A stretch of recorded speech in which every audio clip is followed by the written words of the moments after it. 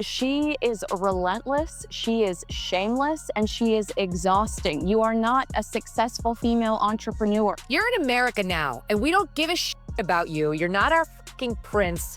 You'll never be king. We hate your wife. Stay at home in your $29 million mansion, all right? We'll see King Charles do this because he's not confrontational. I don't think that he likes the fact that he's been accused of racism towards his grandchildren in Omid Scobie's book.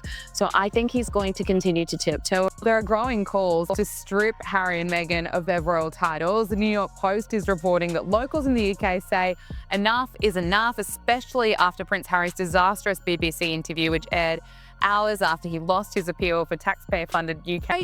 I just can't stand her. I just think she's such a phony. Harry's digging an even bigger hole for himself here. Well, I think he's dug so deep now, he'll strike water any day now. Meghan Markle's appearance on the Drew Barrymore Show was marked by an immediate and unsettling tension. Before she even stepped onto the studio floor, a staggering list of demands from the Duchess herself began to circulate, creating an atmosphere of royal tension that hung heavy in the air.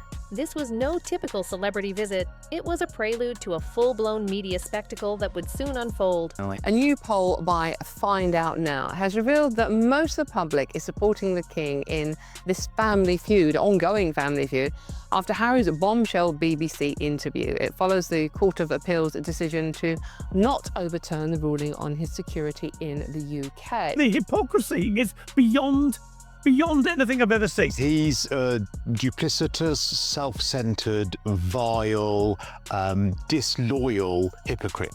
I don't know how much longer my father has. He won't speak to me because of this security stuff. But it would be nice to reconcile. If they don't want that, that's entirely up to them. Before we dive into how this all unraveled, hit that like button and subscribe to the channel if you're into raw deep dives like this. We break down the biggest entertainment stories with no fluff, just straight up facts, receipts, and a touch of chaos. And trust me, you're gonna want to see how this one plays out. Forget basic celebrity requests. Meghan didn't just want good lighting, she demanded perfect lighting. Angles had to flatter her from every direction. Her seat required custom adjustments to avoid any awkward posture. Even the interview questions themselves were reportedly heavily reviewed and restructured by her team, designed to steer clear of anything unscripted or spontaneous. Producers were reportedly on edge, scrambling to meet her every directive. It's not a financial thing. Working royals do not profit. They do not use their names to make money. It's an honor to have an HRH. Absolutely. So the fact that she's continued to use this HRH when they've been instructed not to, I think is absolutely infuriating in Buckingham Palace. It was agreed with Queen Elizabeth that they will not use the HRH title. That is a long-standing precedent, and there's good reason for it. Basically, the HRH is only given to working royals and senior members of the royal family. One insider even called it the most high-maintenance guest appearance they'd ever experienced, with seasoned professionals triple-checking everything from lighting cues to studio temperature. Fearing another abrupt correction from Meghan's camp? Perhaps the biggest eyebrow raiser was Meghan's insistence on being formally introduced as Meghan Sussex. Not Markle, not Meghan, but Meghan Sussex. Crew members who slipped up and used her maiden name were swiftly and coldly corrected. It felt more like a state visit than a celebrity appearance. One staffer revealed there was no warmth, no small talk, no laughter, just immense pressure. For a show that thrives on joy, spontaneity, and genuine connection. A new poll by Find Out Now has revealed that most of the public is supporting the king in this ongoing family feud, after Harry's bombshell BBC interview. It follows the Court of Appeal's decision to not overturn the ruling on his security in the UK. But here's the real gut punch. People in Sussex, his own... When the stakes are this high, doesn't it make more sense to hear our story from us? Oh, shut up. What do you mean the stakes are this high? Who do you think you are? Other than a latte-munching imbecile living in luxury in California while the rest of the world's a cost of living crisis, moaning and whining about an institution which gave you the titles on which you now trade millions of dollars. What are you talking about stakes? Is stepping in with a clear message: if you want the fame and the money, then drop the crown. Now, a staggering 2/3 of Brits are calling for Harry and Meghan to be stripped of their HRH titles. The hypocrisy is beyond anything I've ever seen. He's a duplicitous, self-centered, vile, disloyal hypocrite. With King Charles on his way out, Prince William is expected to take over the crown. And apparently at the top of his list is to say, "Peace out, Meghan, you're done." And he plans to formally strip Meghan Markle of her royal title. It's not a financial thing. Working royals do not profit. They do not use their names to make money. It's an honor to have an HRH. Absolutely. So the fact that she's continued to use this HRH when they've been instructed not to, I think is absolutely infuriating in Buckingham Palace. It was agreed with Queen Elizabeth that they will not use the HRH title. That is a long-standing precedent, and there's good reason for it. Basically, the HRH is only given to working royals and senior members of the royal family. You're in America now, and we don't give a about you. You're not our fucking prince. You'll never be king. We hate your wife. Stay at home in your $29 million mansion, all right? Oh my God, I can't even. These two, Meghan and Harry, are the worst. Now, Meghan, just last week, she did her first long-form sit-down podcast interview. She showed a basket that she had sent to the host of the podcast as a thank you for allowing her to come on. And here you can kind of zoom in here, and it says, "With the compliments of Her Royal Highness, the Duchess of Sussex." Meghan's presence completely flipped the usual vibe, foreshadowing what was to come. If you've ever watched the Drew Barrymore Show, you know it runs on good vibes. Drew's energy is infectious, the crew is always smiling, and the set practically radiates warmth. But when Meghan Markle showed up, the entire mood shifted, and not in a good way. From the moment she arrived, it was as if the temperature dropped 10 degrees. Staff who were used to guests cracking jokes and high-fiving the crew were suddenly met with silence. Meghan didn't look anyone in the eye, didn't smile, didn't say hello, nothing.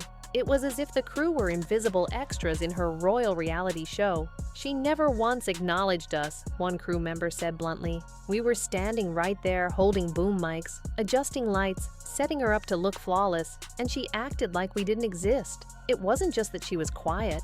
She was cold, icy, the kind of cold that makes you second-guess yourself. The camera operators, the assistants, even the makeup artist, everyone felt it. Meghan breezed in like a queen visiting commoners, only there for the throne, not the people making it shine." With Queen Elizabeth even saying during that BBC interview that the Queen wanted him to have this level of security.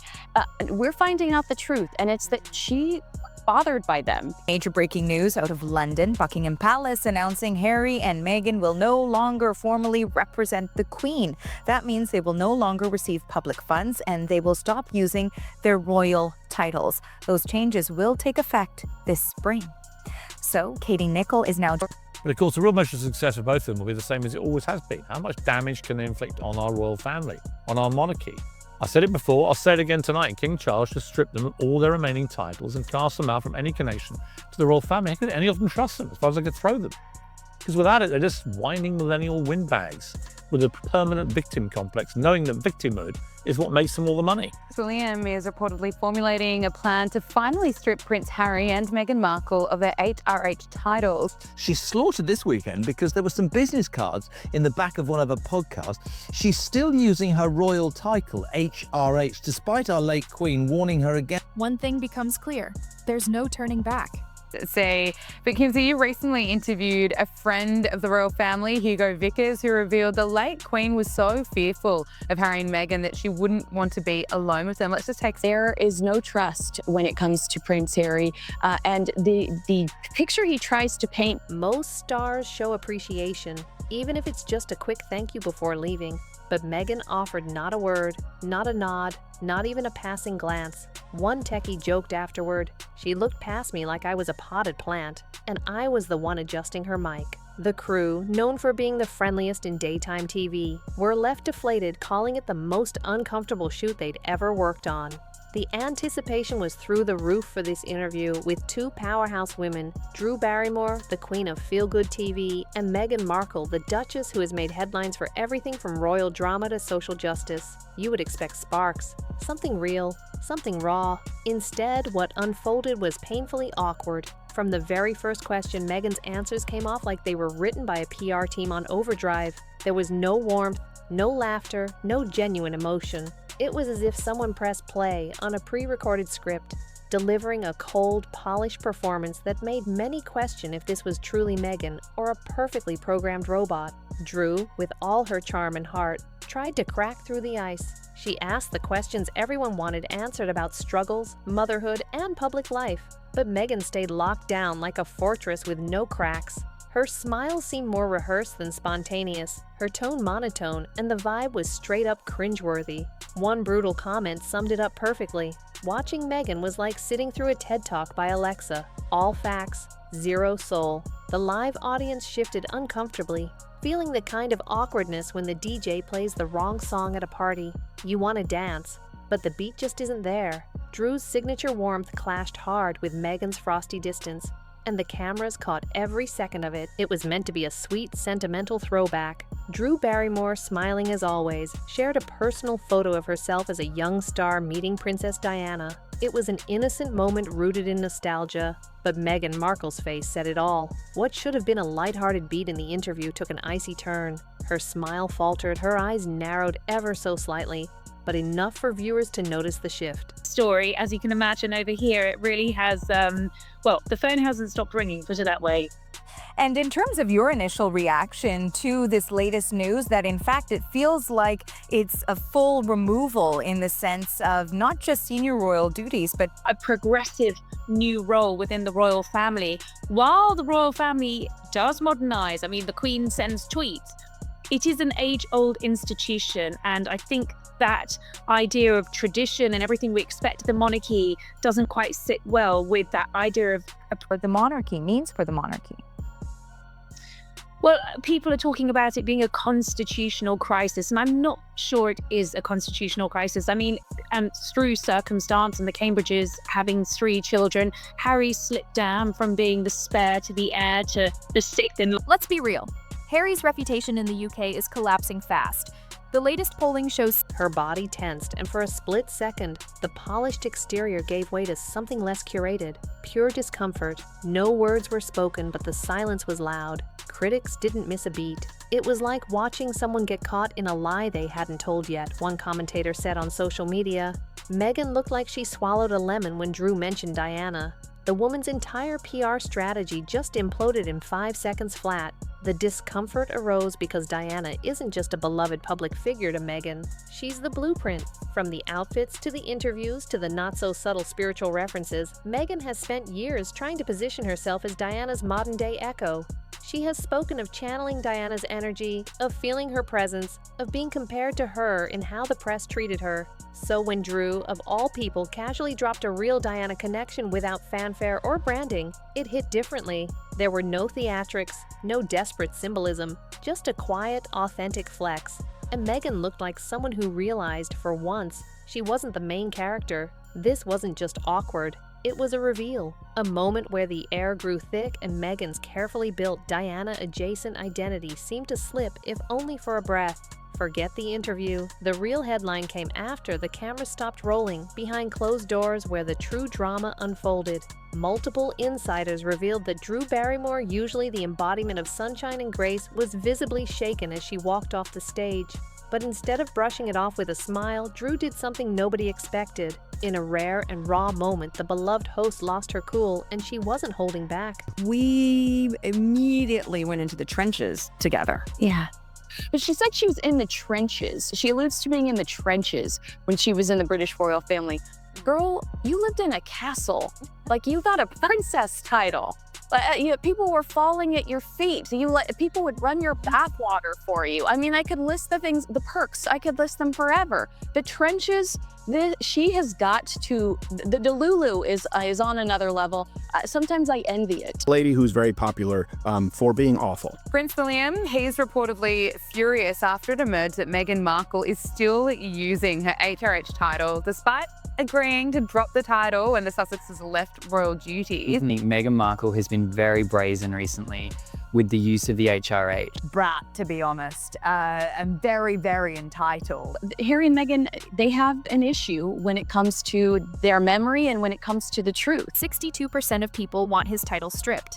Among older voters and conservatives, that number jumps past 70%. Even Labour supporters, who are usually more sympathetic, say he's finally crossed the line. This isn't just tabloid fatigue or royal drama burnout, it's a nationwide rejection. Across the political spectrum, the message is the same: the title no longer fits the man. And for Harry, that shift is more damaging than any headline. Eyewitnesses say Drew pulled Meghan aside in full-on protective mode. This was no polite backstage chat. "You cannot treat my staff like this," Drew reportedly snapped, her voice sharp and trembling with emotion. The bubbly, sweet Drew everyone adores suddenly transformed into a firebrand, standing tall for her crew, her words cutting through the tension like a knife. Sources say Meghan's response showed no remorse, not an apology. Instead, the Duchess dug in, going on the defensive, insisting that her demands and attitude were simply industry standard and justified. The clash turned icy fast. No compromise, no peace offering. The backstage confrontation ended on a chilly note. Meghan left the studio without so much as a nod or word to the crew or Drew. No thank you, no sorry, just silence. One insider summed it up perfectly. Drew was furious. You don't see her like that often, but she was done letting her team get treated like invisible workers while Meghan acted like royalty.